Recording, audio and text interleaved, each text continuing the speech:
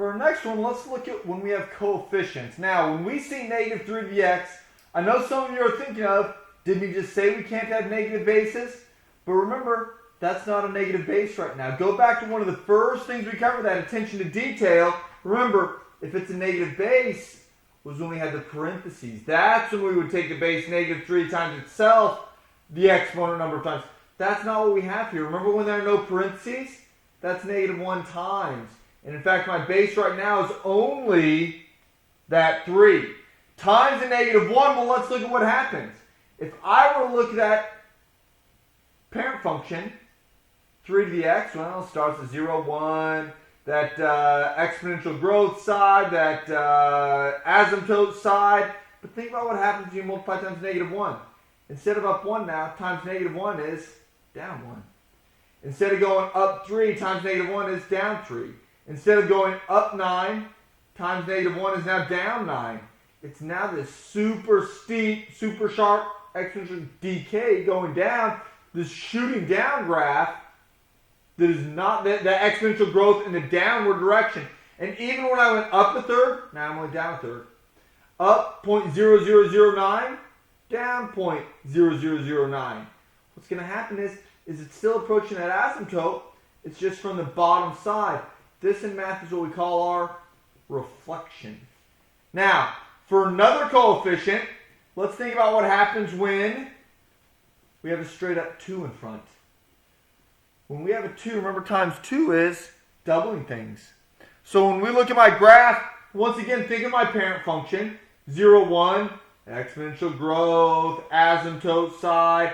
But instead of going up 1, times 2 is doubling it. Instead of going up 3, times 2 is doubling it. It's now going up 6. Instead of going up 9, doubling it is it's now up 18. What it does is it gets really steep. This is one that would make much more of a significant difference. It's still going to go down to the asymptote though, because even doubling, remember these were up a third is now only up 2/3. It's still less than a box. Up 0.0001 is now up 0.00002. It's still going to keep getting close to, and you would see this original parent function squeezed right in the middle, but it's still going to keep getting close to and close to and closer to.